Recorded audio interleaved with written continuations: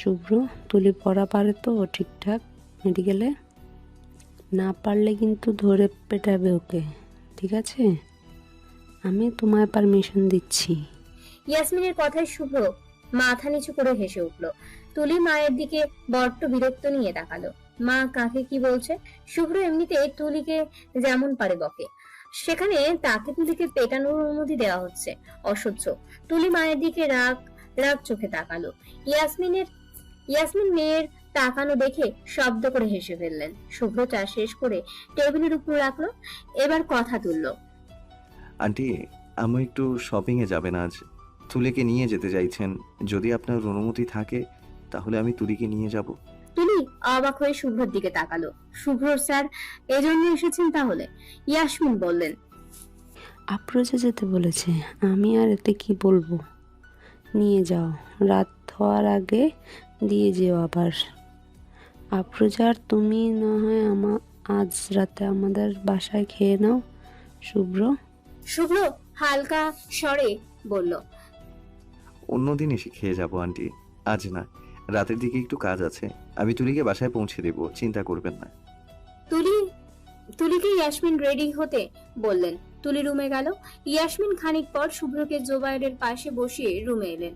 তুলি তখন কাপড় বের করছে। ইয়াসমিন এসে গদগদ হয়ে বললেন, এই তুলি, শাড়ি পরিস না কেন? শুভ্রর ভালো লাগবে। তুলি একটা ভালো দেখে সালোয়ার কামিজ বের করতে করতে বলল, তুমি পাগল হয়ে গেছো আম্মু, শুভ্র স্যারের সামনে আমি শাড়ি পরে হাঁটবো? অসম্ভব। ইয়াসমিন শুনল না। জোরপূর্বক নিজের একটা শাড়ি এনে তুলিকে পরিয়ে দিলেন। তুলি প্রতিবার মতো আয়নার সামনে দাঁড়িয়ে আছে। নিজেই নিজেকে দেখে লজ্জা পাচ্ছে। এই অবস্থায় শুভ্রের সামনে দাঁড়াবে কিভাবে? তুলি লজ্জায় হাপিত্তেশ করে উঠল। হই হই করে বলল, আম্মু আমার অদ্ভুত লাগছে, শাড়ি পরবো না আমি, খুলে ফেলি প্লিজ। ইয়াসমিন এই কথা শুনে একটা ভয়ানক ধমক দিলেন তুলিকে। তুলি চুপ হয়ে গেল একদম। ইয়াসমিন তুলির পার্সে কিছু টাকা রেখে পার্স তুলিকে দিলেন। তারপর বসার ঘরে তুলিকে নিয়ে চললেন। শুভ্র বসে আছে সেখানে। শাড়ি পরে শুভ্রের সামনে দাঁড়ালে তুলি লজ্জায় মরে যাবে। বুক কাঁপছে তুলির। কাঁপুনিতে সোজা হয়ে হাঁটতে পারছে না। কেমন যেন ঘোর ঘোর লাগছে নিজের মধ্যে। শুভ্র, তুলি তৈরি। ইয়াসমিনের কথায় জোবাইরকে কোলে রেখে শুভ্র একটু পাশ ফিরে সামনে তাকালো। শাড়ি পরা তুলির লজ্জায় অবনত হয়ে সামনে তাকিয়ে রয়েছে। তুলির গায়ের শাড়িটা খুব সুন্দর করে চড়ানো। শুভ্র প্রথম দফায় থমকে গেল। শাড়ি পরিহিত তুলি শুভ্রর কাছে অন্যরকম লাগে। সব মেয়েদেরকেই শাড়ি পরলে সুন্দর লাগে, তাই হয়তো তুলিকেও শুভ্রর কাছে সুন্দর মনে হচ্ছে। শুভ্র ভাবলো। পরপরই মাথা ঝাড়া দিয়ে জোবাইরকে কোলে তুলে উঠে দাঁড়ালো। শুভ্র নার্ভাস। শাড়ি পরা তুলি তার সামনে দাঁড়িয়ে আছে। ভাবলেই লজ্জা লাগছে শুভ্রর। তুলির দিকে সেভাবে তাকাতেই পারছে না শুভ্র, বারবার চোখ সরিয়ে নিচ্ছে। শুভ্র সামনে পড়ল। আমাদের এখন যাওয়া উচিত। আন্টি, আপনিও চলেন আমাদের সাথে, না হয় ভালো লাগবে আম্মুর। তুলির সঙ্গে সঙ্গে মায়ের হাত চেপে ধরল। ইশারায় কাকুতি মিনতি করে ইয়াসমিনকে সঙ্গে যেতে বলল তাদের। ইয়াসমিন অগোচরে মেয়ের হাত চেপে ভরসা দিলেন।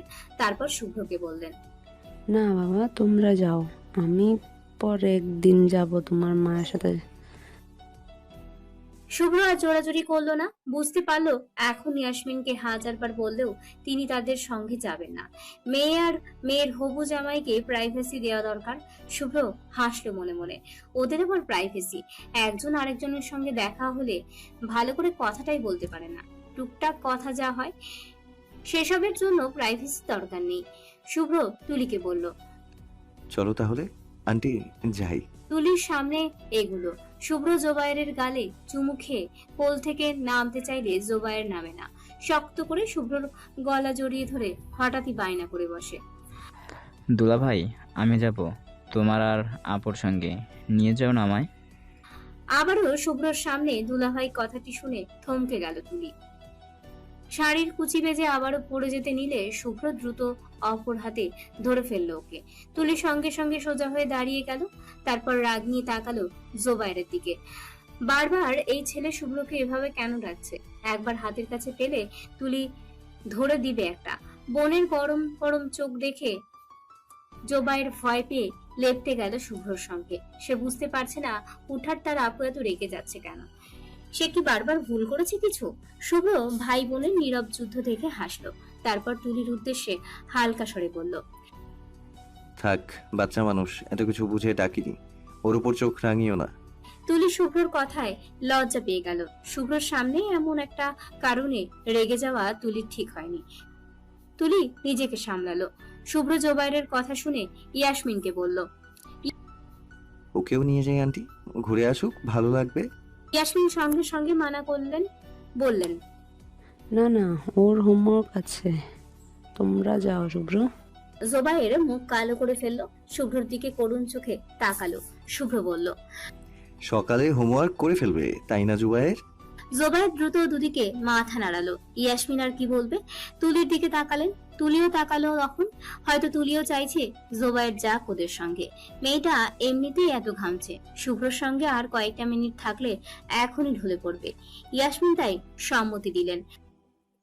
বেরিয়ে যাওয়ার সময় ইয়াসমিন তুলির কানে কানে বললেন, তোর পার্সে কিছু টাকা আছে, এটা দিয়ে শুভ্রকে গিফট কিনে দিস। নিচে নামলে শুভ্র চলে যায় পার্কিং থেকে গাড়ি বের করতে। জোবাইর আর তুলি একা গ্যারেজে দাঁড়িয়ে আছে। একা পেয়ে তুলি এবার জোবাইরের কান টেনে ধরলো। জোবাইর রীতিমতো ব্যথায় কুকিয়ে উঠলো। বারবার বলল, কান ছাড় আপু, ব্যথা লাগতেছে তো আপু। তুলি কান ছাড়লো না। তারপর রাগ দেখিয়ে বলল, ওনাকে বারবার দুলাভাই ডাকছিস কেন? হ্যাঁ, মাই দিব একদম। আরেকবার যদি আমার সামনে এই নামে ডাকিস তো। জোবাইর কান চেপে ধরে উপরে মাথা তুলে তুলির দিকে তাকালো, বলল। দুলাভাইকে তাহলে কি ডাকবো আপু? তুলি সঙ্গে সঙ্গে জবাব দিল, ভাইয়া বলে রাখবি। জোবাইর মাথা নাড়ালো। শুভ্র গাড়ি নিয়ে আসলে তুলি শেষবারের মতো জোবাইরকে চোখ দিয়ে শাসালো, যেন আরেকবার জোবাইরের দুলাভাই বলে ডাকলে তার গর্দান নেবে তুলি, এসপার ওসপার করে ফেলবে। জোবাইর পেছনের সিটে বসলো। তাকে টেনে সামনেও বসানো যায়নি, তাই না চাইতেও তুলি শুভ্রর পাশের সিটে বসলো। গাড়ি চললো সামনে। জোবাইর এটা ওটা জিজ্ঞেস করছে শুভ্রকে। শুভ্র উত্তর দিচ্ছে। তুলি এখানে নীরব। জ্যাম লাগার পর জোবাইর বিরক্ত হয়ে গেল বসে থাকতে থাকতে। শুভ্রকে বলল, দুনা ভাইয়া, তোমার মোবাইলে গেমস আছে, দিবে আমাকে মোবাইলটা, ভালো লাগতেছে না আমার। শুভ্র জোবাইরের মুখে দুলাভাই না শুনে ভাইয়া ডাক শুনে তুলির দিকে তাকালো। তুলিও তাকালো তখন। শুভ্র দেখছে তুলিকে। সেটা দেখে তুলি মুখ লুকিয়ে জানলার দিকে তাকিয়ে ফেললো। তুলি জানে শুভ্রর মনে এখন কি চলছে। শুভ্র মাথা নিচু করে হালকা হাসলো। তারপর পকেট থেকে ফোন বের করে লক খুলে জোবাইরকে দিয়ে দিল। জোবাইর গেম খেলছে। জ্যাম ততক্ষণে ছেড়েও দিয়েছে। শুভ্র এক ফাঁকে তুলিকে বলল, ওকে ভাইয়া ডাকার জন্য ফোর্স করলে কেন? বাচ্চা মানুষ, ভালোবেসে ডেকেছিল আমাকে। তুলি শাড়ির আঁচল খুঁড়তে খুঁড়তে বলল। বিয়ের আগে এত দুলাভাই ডাকা ঠিক না রে। শুভ্র সঙ্গে সঙ্গে জবাব দেয়, বিয়ে তো হচ্ছেই, আগে থেকে তাহলে ডাকলে সমস্যা কি?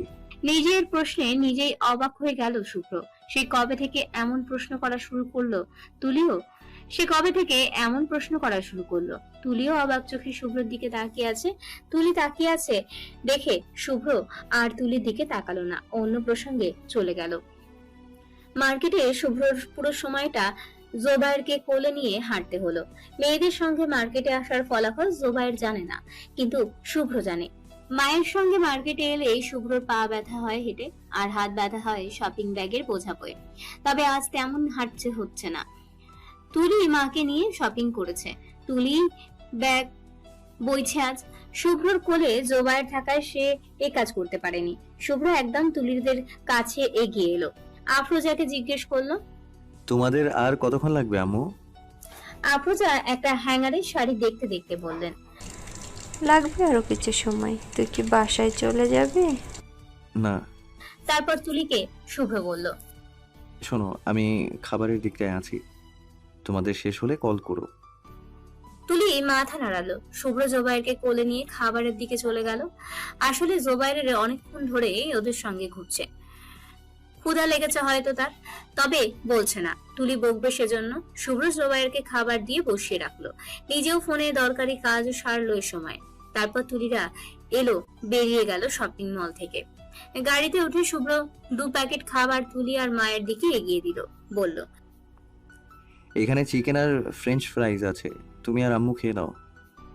তুলি প্যাকেট হাতে নিল। প্যাকেট নেবার সময় দুজন দুজনের আঙুলে ছোঁয়া লাগলো। তুলি সঙ্গে সঙ্গে ছিটকে প্যাকেট নিয়ে সরে গেল। শুভ্র অপ্রস্তুত হয়ে সোজা বসলো। দুজনেই তারপর চুপচাপ। শুভ্র লুকিং গ্লাসে একবার তুলির দিকে তাকালো। খানিক চেয়ে থাকার পর তুলিও তাকালো লুকিং গ্লাসে। দুজনের চোখে চোখ পড়ে গেল। লজ্জায় দুজনেই চোখ নামিয়ে সরিয়ে নিল। শুভ্র তুলিকে বাসায় পৌঁছে দিল। বাসায় নিচে নেমে শুভ্র দরজা পর্যন্ত এগিয়ে দিল তুলিকে। তুলি ভেতরে যাবার আগে কিছু সময় থামলো। হাতে একটা ছোট্ট ব্যাগ, সেটা শুভ্রর জন্য কিনেছে তুলি। একটা ঘড়ি শুভ্রকে কিভাবে দিবে সেটাই ভাবছে। শুভ্র তুলিকে দাঁড়িয়ে থাকতে দেখে বলল, বাসায় যাবে না? তুলি থামলো এবার। অন্যদিকে চেয়ে ছোট্ট করে নিঃশ্বাস ছেড়ে আবারও শুভ্রর দিকে তাকালো। শুভ্র প্রশ্নবোধক চোখে চেয়ে আছে তুলির দিকে। তুলি নিজেকে সামলালো। হাতের ব্যাগটা শুভ্রর দিকে এগিয়ে দিয়ে বলল, এটা নিন আপনার জন্য। শুভ্র চোখ বড় বড় করে প্যাকেটের দিকে চেয়ে রইল কিছুক্ষণ। তারপর হালকা হেসে প্যাকেট হাতে নিল। জিজ্ঞেস করলো, তুমি কিনেছো? তুলি মাথা নাড়ালো। হুম। শুভ্র এবার হাসলো। প্যাকেটটা আঙুলের ভাঁজে শক্ত করে চেপে ধরলো। মুখে বলল, থ্যাংক ইউ ফর দিস। তুলি মৃদু হাসলো উত্তর স্বরূপ। তারপর সালাম করে ভেতরে চলে গেল। তুলি যেতেই শুভ্র আনমনে প্যাকেটের দিকে চেয়ে থাকলো। তারপর কি মনে করে প্যাকেট খুললো। একটা ঘড়ি আছে প্যাকেটে, বেশ সুন্দর ঘড়ি। শুভ্রর পছন্দ হয়েছে। শুভ্র হেসে ঘড়ি আবারও প্যাকেট বন্দি করে গাড়িতে উঠে বসলো। তুলি আড়ালে গেটের গ্রিলের ফাঁকে চেয়ে রইল শুভ্র যাওয়ার দিকে। শুভ্র যেতেই তুলি নিজের ডান হাতটা চোখের সামনে ধরলো। আঙুলে যে জায়গায় শুভ্রর ছোঁয়া লেগেছে সেই জায়গা আনমনে দেখে গেল অনেকক্ষণ। বুকটা এখনো কাঁপছে। মনে হচ্ছে শুভ্রর আঙুল এখনো তুলির আঙুল ছুঁয়ে আছে।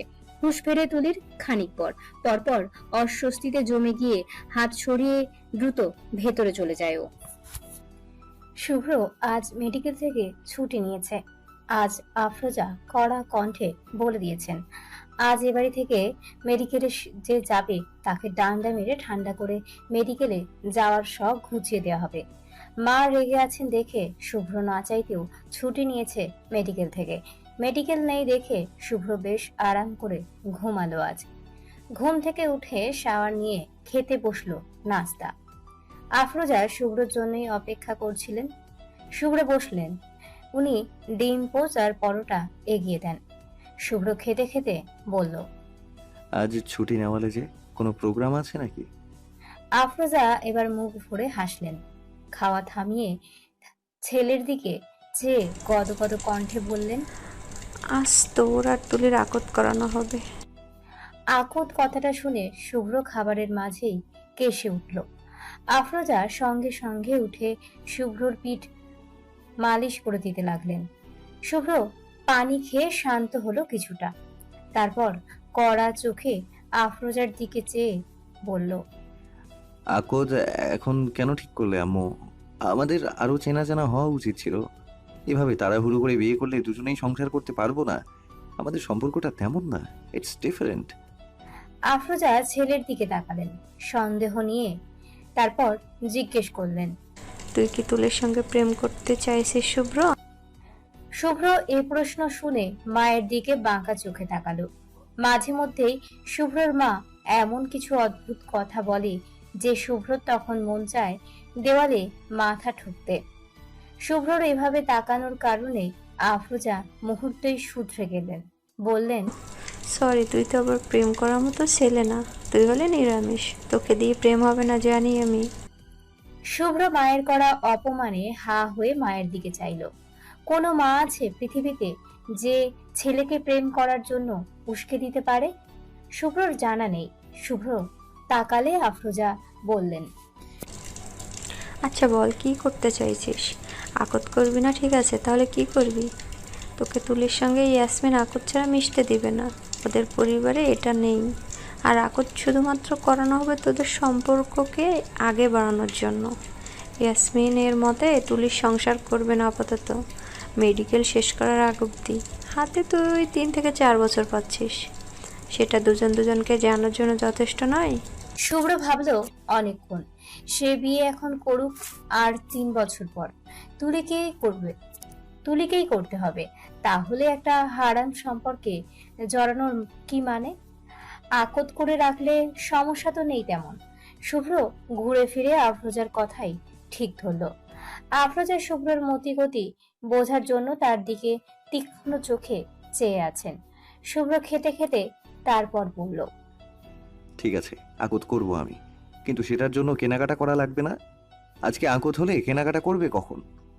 আফরোজা এবার বিজয়ের হাসি হাসলেন, মুখ ভরে হেসে বললেন, সব কেনা শেষ, তুই শুধু চুপচাপ আকত করতে বসে যা। শুভ্র ভ্যাবাচাকা খেয়ে গেল, বলল, কখন কিনলে?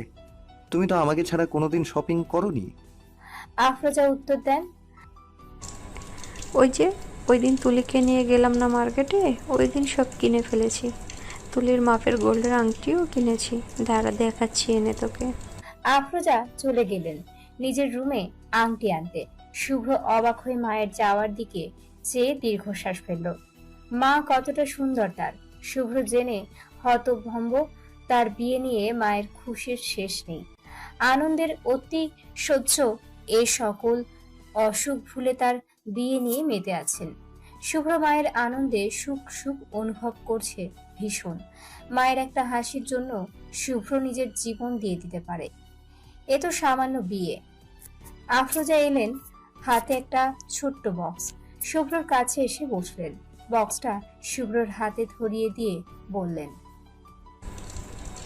দেখ তো তোর বউয়ের আংটি পছন্দ হয় কিনা। শুভ্রর বউ কথাটা শুভ্রর বেশ লাগলো কেন যেন।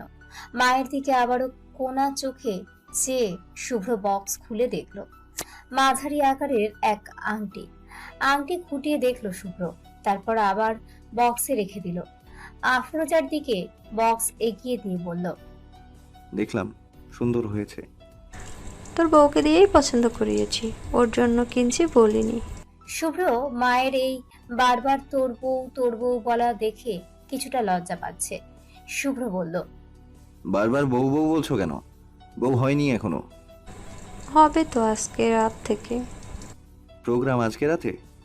হ্যাঁ, আমার বাড়ি আর তোর দাদা বাড়ির কিছু মানুষকে দাওয়াত করেছি, ওরা দুপুরে আসবেন। অনুষ্ঠান খুব বড় করা হবে না, বিয়ে তো হবে কয়েক বছর পর, তখন বড় করে করব। কি বলিস শুভ্র?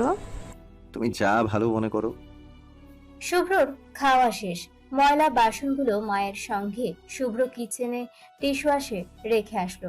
মায়ের পানি ছানতে কষ্ট হবে দেখে শুভ্র বেশ কয়েক মাস আগে একটা ডিশওয়াশার কিনে এনেছিলেন, সেটাই ব্যবহার হচ্ছে এখন। শুভ্র বাসন রেখে আস্তে আস্তে আফরোজা টেবিল পরিষ্কার করে ফেললেন। শুভ্র রুমে এলো। রুমে এসে শুভ্র ল্যাপটপ নিয়ে বিছানায় বসলো। ল্যাপটপে কিছু কাজ করলো। হঠাৎ শুভ্রর মনে পড়লো তুলি তাকে ঘড়ি দিয়েছে। সে অনুযায়ী শুভ্ররও উচিত তুলিকে কিছু দেওয়া নিজের পক্ষ থেকে। শুভ্র ভাবলো, ল্যাপটপ বন্ধ করে রেডি হয়ে নিল। টি শার্টের উপর জ্যাকেট জড়াতে জড়াতে বেরিয়ে এলো রুম থেকে। আফরোজা ছেলেকে কোথাও যেতে দেখে জিজ্ঞেস করলেন, এত সকালে কই যাচ্ছিস মেডিকেলে? শুভ্র যেতে যেতে বলল, তোমার বৌমার জন্য গিফট আনতে যাচ্ছি, ফিরতে লেট হবে। দরজা ছিটকিনি দিয়ে দাও আম্মু। শুভ্র আর তুলিকে পাশাপাশি বসানো হয়েছে। শুভ্রর কোলে জোবায়ের। ছেলেটা শুভ্র এলেই কোলে উঠে বসে থাকে শুভ্রর। সে আজকে আকটটা শেষ হবার পরপরই শুভ্রকে দুলাভাই ডাকা শুরু করবে, কোনো থামাথামি নেই। এই কথা ইতিমধ্যে তার কয়েক শতবার বলা হয়ে গেছে শুভ্রকে। কবুল বলার সময় এসে গেছে। তুলির ফুফাতো ভাই জোবায়েরকে শুভ্রর কোল থেকে নিজের কোলে নিয়ে এলো। শুভ্র আর তুলির সামনে কাজী হুজুর বসে আছেন। শুভ্র আর চোখে তুলির দিকে তাকালো। তুলির কপাল নাকের উপর ঘেমে একাকার। মেয়েটা ভয়ে শেষ হয়ে যাচ্ছে, কবুল বলবে কি? শুভ্র নার্ভাস প্রচন্ড। সে তাও তুলির দিকে ঝুঁকে ফিসফিস করে বলল, ভয় পাচ্ছ? তুলি তাকালো। মিথ্যে করে না বোধক উত্তর দিল শুভ্র।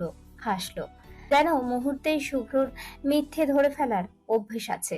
শুভ্র বলল, ঘেমে গেছো একেবারে দেখছি। জোরে একটা নিঃশ্বাস নাও, নিজেকে রিল্যাক্স করো। হাত এভাবে চেপে না রেখে সুন্দর করে ছেড়ে রাখো। নিঃশ্বাস আটকে রেখেছো কেন? ছাড়ো সেটাকে, ভালো ফিল করবে।